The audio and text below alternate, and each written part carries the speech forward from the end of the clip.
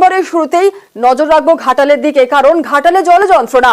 শিলাবতীর জলে প্লাবিত হয়েছে ঘাটালের পুরো গ্রামীণ এলাকা। এখনো পর্যন্ত জলের নিচে বাড়ি ঘর এবং চাষের জমিও। যে ছবি দেখছেন, একেবারে রাস্তাতে জল এবং যাতায়াতে একমাত্র ভরসা নৌকা এবং ডিঙি। বানভাসী এলাকায় চরম দুর্ভোগে রয়েছেন এলাকাবাসীরা। প্রশাসনের তরফ থেকে সকাল থেকে সেখানে দেওয়াও হচ্ছে শুকনো খাবার, জল, ত্রিপল। কি পরিস্থিতি এই মুহূর্তে একটু জেনে নেব। আমাদের সঙ্গে রয়েছেন আমাদের প্রতিনিধি সুকান্ত। সরাসরি চলে যাব সুকান্তর কাছে।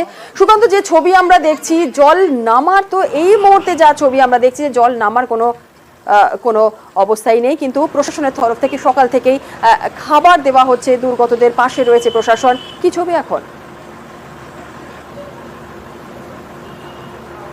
দেখো জুনেলা, যেমনটা তুমি জানাচ্ছিলে যে ঘাটালের জল যন্ত্রণা কিন্তু এখনো বেশ কিছুদিন যাবে, এমনটাই জানাচ্ছে কিন্তু ঘাটালের বানভাসী এলাকার মানুষ।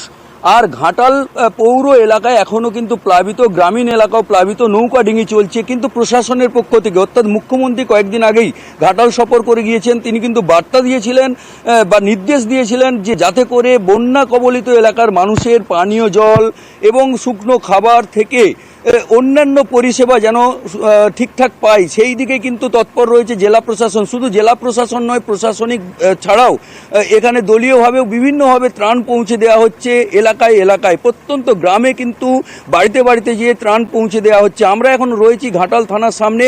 ঠিক ঘাটাল থানার এই জায়গায় এক মানুষ জল ছিল, সেই জল কিন্তু কমেছে।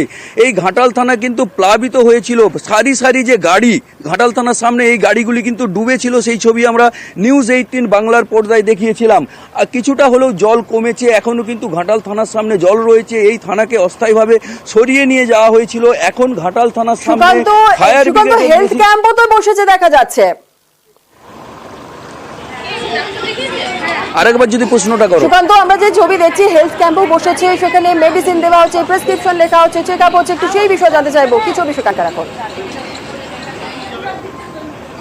দেখো, ঘাটাল পৌর এলাকা, গ্রামীণ এলাকার যে হেলথ সেন্টারগুলি রয়েছে সেগুলো কিন্তু জলে ডুবে রয়েছে, যার ফলে এখন যেটা জানাচ্ছেন যে প্রশাসনিকভাবে স্বাস্থ্য দপ্তর যে জল কমার সাথে সাথে নানা রকম সংক্রমণের রোগের দেখা দিচ্ছে, উপসর্গ লক্ষ্য করা যাচ্ছে। তার ফলে কিন্তু জেলা স্বাস্থ্য দপ্তরের উদ্যোগে ঘাটাল মহকুমা শুধু নয়, পশ্চিম মেদিনীপুর জেলা জুড়ে বিভিন্ন জায়গায় কিন্তু অস্থায়ী ক্যাম্প করা হয়েছে এবং সেই অস্থায়ী ক্যাম্প আরও 1 মাস ধরে চলবে বলে জানা যাচ্ছে। এবং এই ক্যাম্পে কিন্তু বন্যা দুর্গত মানুষ তারা কিন্তু আসছেন, চিকিৎসা করাচ্ছেন। এক কথায় প্রশাসন কিন্তু তৎপর রয়েছে, একদিকে যেমন স্বাস্থ্য পরিষেবা দিতে, অন্যদিকে কিন্তু খাবার, পানীয় জল সহ বিভিন্ন পরিষেবা দিতে প্রশাসন তৎপর রয়েছে। জুনেলা, ধন্যবাদ সুকান্ত।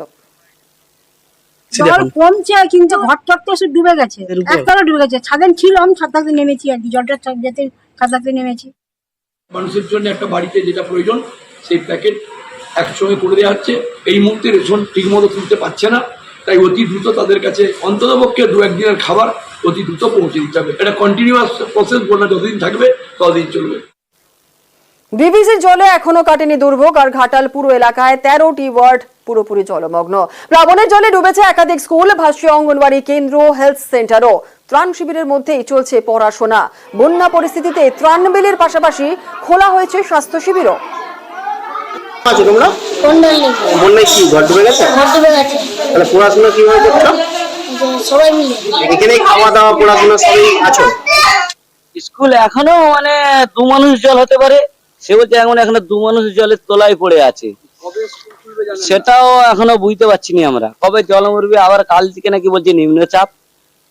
150 উপরে প্রাইমারি স্কুল ডুবে আছে, হাই স্কুল প্রায় 21 খানা ডুবে আছে জলের তলায়, আইসিডিএস প্রায় 215টা আইসিডিএস ডুবে আছে, আর হেলথ সেন্টার যেটা স্বাস্থ্য কেন্দ্র প্রায় 24টা ডুবে আছে।